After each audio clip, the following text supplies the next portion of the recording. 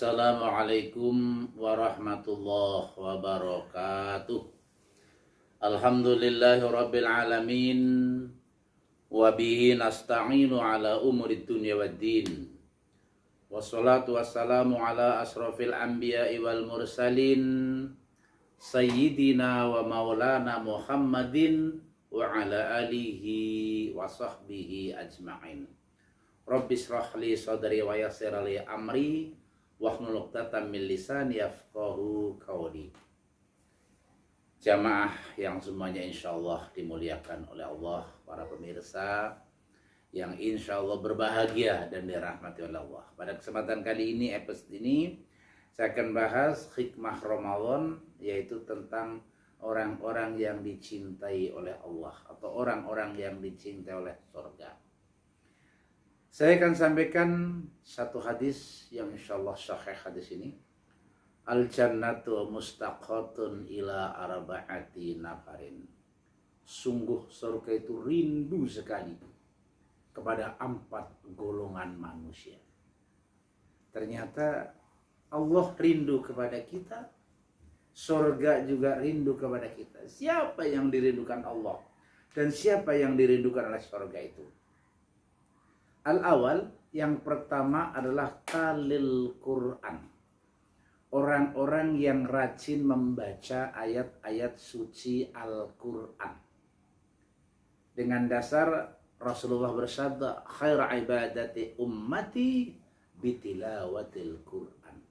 Sebaik-baik ibadah umatku adalah orang yang rajin membaca ayat-ayat suci Al-Quran. Bahkan ada hadis lain, nawir buyutakum, terangilah rumah-rumahmu biqiraatil Quran, dengan bacaan ayat-ayat suci Al-Quran. Indah sekali kalau rumah kita dihiasi dengan hiasan Al-Quran. Tapi dalam arti bukan hanya tulisannya, bukan hanya Qurannya, tapi dibaca Al-Quran. Karena sungguhnya orang yang membaca Al-Quran itu pada hakikatnya adalah sedang meruqyah diri sendiri dan meruqyah orang lain. Bagi kita yang membaca Quran, otomatis kita akan diberikan pahala oleh Allah. Bahkan orang yang mendengarkan bacaan Quran kita, ini insya Allah dia akan mendapatkan pahala.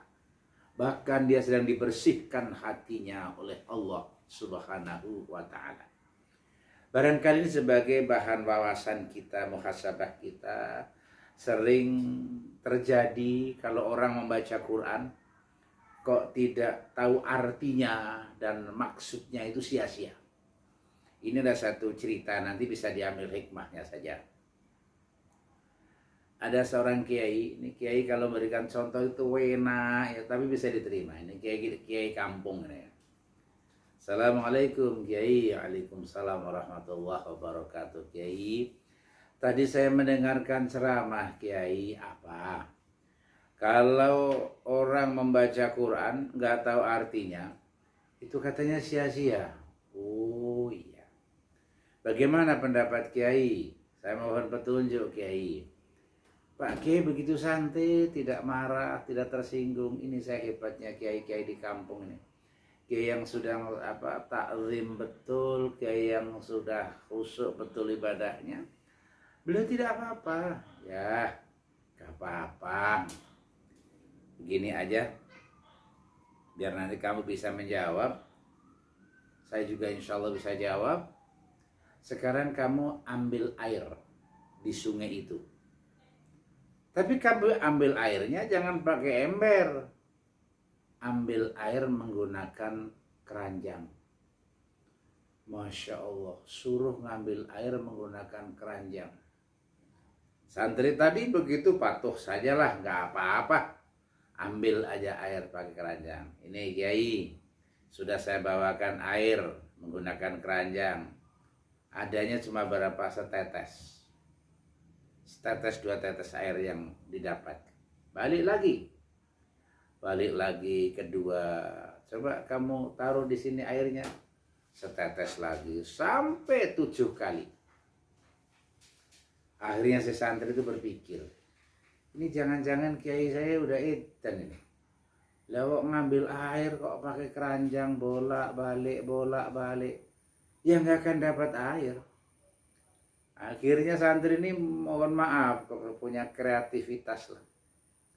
Ambillah menggunakan ember 2, dipikulah. Kiai, nih saya bawakan air 2 ember sekalian. Kalau untuk mandi Kiai cukup nih. Masya Allah, siapa yang nyuruh kamu mengambil air pakai ember? Ya kemauan saya sendiri. Loh, saya nyuruhnya itu menggunakan keranjang. Ulangi lagi. Masya Allah, sampai 7 kali berulang. Jadi 7 kali tambah 7 kali kan sudah 14 tambah 1, 15 kali bolak-balik ke sungai. Akhirnya si santri tadi disuruh, duduklah kau santri.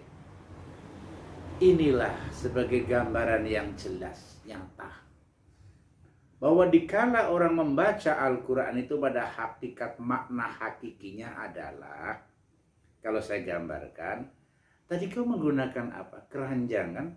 Keranjang itu tempat buang sampah, tempat buang kotoran, banyak sekali kotoran, banyak sekali kotoran yang melekat pada keranjang tadi.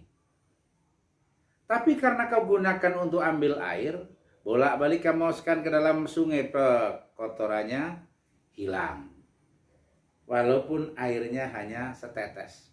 Memang ilmu yang didapat daripada orang yang membaca Quran tidak tahu maknanya, yang didapat cuma sedikit, ilmunya cuma sedikit. Ya. Tapi mohon maaf, kemuliaan yang didapat apa? Keranjang tadi akhirnya bersih. Sudah bersih, diulang lagi sampai 7 kali bersih. Sangat bersih sekali. Ini gambaran manusia itu pada hakikatnya kotor, bagaikan keranjang yang digunakan untuk membuang atau mengambil sampah. Keranjang itu kotor sekali. Ya, badan panjenengan semua ini kotor sekali, banyak dosa, banyak khilaf, mungkin banyak marah, jengkel. Ini kotoran yang melekat pada diri manusia. Tapi karena berulang kali digunakan untuk membaca ayat-ayat Al-Quran, insya Allah dengan bacaan Al-Quran tadi, kotoran-kotoran akan rontok dengan sendirinya. Bersih. Tidak ada yang melekat pada tubuh kita. Tidak hanya tubuh kita, tidak ada yang melekat pada diri kita. Maka orang yang membaca Al-Quran itu mendapatkan pahala dari Allah Subhanahu wa Ta'ala, dan yang mendengarkannya juga mendapatkan pahala dari Allah. Bisa diterjemahkan, orang yang membaca Quran pada hakikatnya adalah meru'yah diri sendiri, tapi juga meru'yah orang yang mendengarkannya. Maka bisa juga kita membaca Al-Quran dengan syair boleh, dengan setengah suara boleh, dengan dekaraskan juga boleh. Apalagi diawali dengan A'udzu billahi minasyaitonir rajim. Bismillahirrahmanirrahim. Aku berlindung kepadamu ya Allah dari godaan syaitan yang terkutuk, dengan menyebut asma Allah yang Maha Pengasih lagi Maha Penyayang. Demikian episode ini menyangkut masalah fadilah tentang Quran. Nanti kita akan lanjutkan pada serial berikutnya. Sekian dan terima kasih. Billahi taufiq wal hidayah. Akhirul kalam. Wassalamualaikum warahmatullahi wabarakatuh.